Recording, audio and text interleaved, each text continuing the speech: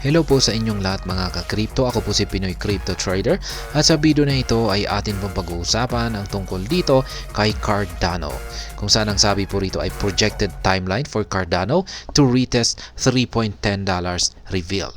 Kaya yan, atin po daw pong aalamin or malalaman kung kailan magagawang akyatin para muling pakiramdaman ang presyong $3.10.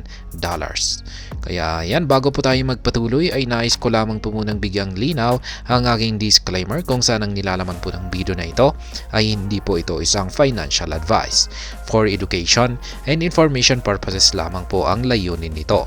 Maliban po dito ay nais ko na rin pong magbigay babala na wala pong kahit anumang group chat ang Pinoy Crypto Trader. Ayan, ang sabi po rito ay Cardano or ADA is one of the top digital currencies of interest in Web3. And here are ChatGPT and Google Bard's projection for it to return to its all-time high or ATH price. Kaya yan, isa daw po itong si Cardano ay isa daw po siya sa mga nangungunang digital currency na pinagkakainteresan dito sa Web3. At narito po yung mga projections ng dalawang kilalang artificial intelligence chatbot na sina Google Bard at saka si ChatGPT kung kailan makakabalik ang presyo ni Cardano or ADA sa kanyang all-time high na nasa mga $3.10. In its prime, Cardano hit an ATH of $3.10 on September 2, 2021, but has dropped drastically as market sentiment has forced the price to lower over the years. Kaya yan, nakamit po ni Cardano noong September 2, 2021 ang kanyang all-time high na nasa $3.10. Pero mula po nung nakamit niya ang kanyang presyo na ito ay unti-unti po siyang bumagsak. From the time it recorded the ATH to date, the blockchain has grown remarkably in adoption. Several products and innovations have emerged that have boosted Cardano's attractiveness overall.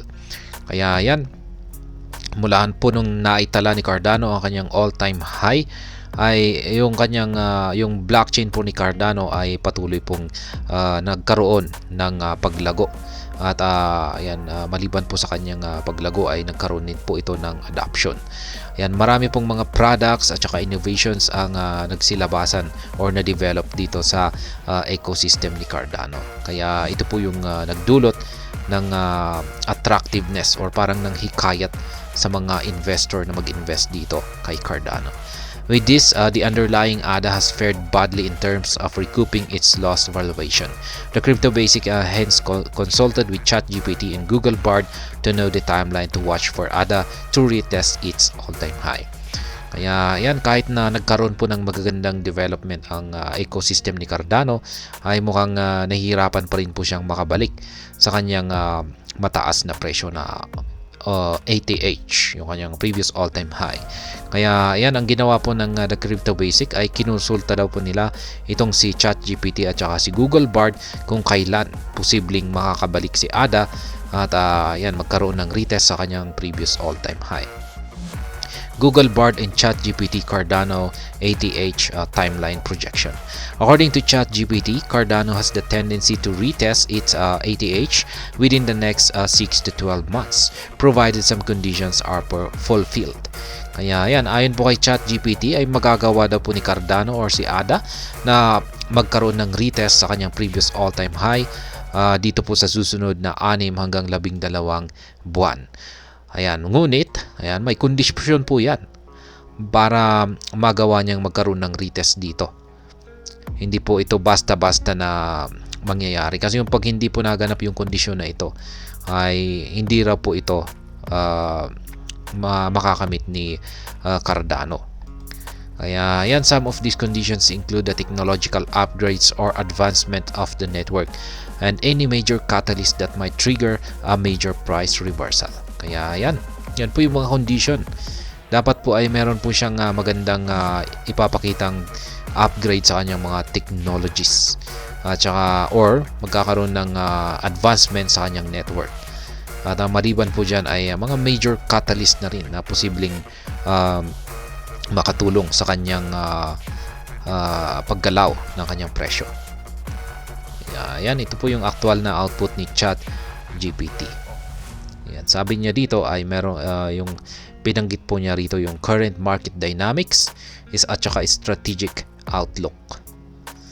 Meanwhile, Google Bard took a different stance from ChatGPT projection, noting that achieving the all-time highs in 2024 appears unrealistic under current market conditions.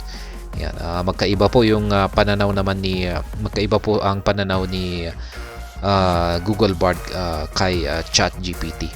Sapagkat si Google Bard ay hindi po siya sang-ayon na makakamit ni Cardano ang kanyang all-time high sa taong 2024. At napaka-unrealistic daw po ito. Malayo daw po ito na mangyari sa katotohanan. Lalong-lalo na at yung kalagayan po ni Cardano ay malayo po. Yung parang hindi pa ito gaanong handa. However, the chatbot noted the possibility of Cardano retesting the all-time high in 2025 and beyond as its aggregated source projected growth to a double-digit level. Ayan, ang projection po ni Google Bard ay posible pong magkaroon ng retest itong si Cardano sa kanyang all-time high sa taong 2025. Next year po yan. Or baka mas kung hindi po sa 25 ay baka sa hinaharap pa, or baka sa susunod na mga taon. Both artificial intelligence applications underscore the importance of growing development activities to bring about the desired price growth.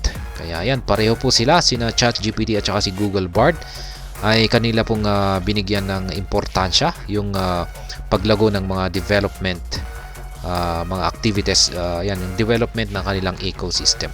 Kasi ito daw po talaga yung makakatulong sa paglago ng presyo ni Cardano. Fortunately, through Input-Output Global, Cardano has been optimal over the past 12 months, during which Hydra, Mithril, and Midnight protocols were launched. Cardano current price outlook.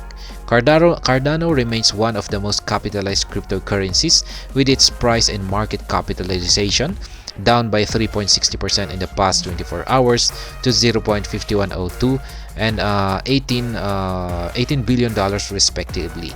The coin's trading volume is up by 16.94% to $440 million. Kaya yan naman po yung kalagayan ngayon ni Cardano. Siya po ay bumagsak ng 3.60% nitong nakalipas na 24 oras patungo po sa presyong 0.5102. Yung kanyang market cap naman po ay nasa 18 billion dollars po yan. Yung kanyang trading volume ay ito po yung umangat ng 16.94% patungo po sa $440 million. The journey to retesting all-time high is a long one, but the numerous applications in growing adoption level, this move appears inevitable in the long term. Kaya yan pong muli ang mga projected timeline ng dalawang AI chatbots natin dito, kung kailan makakamit or makakabalik si Cardano or ADA sa kanyang previous all-time high. Dito po kay ChatGPT, ayon po sa kanya ay makakamit daw po ni Cardano ang kanyang previous all-time high. Magkakaroon siya ng retest dito sa loob po ng 6 to 12 months. Kaya sa within 6 to 12 months. Kaya posible pong ngayong taong 2024 yan.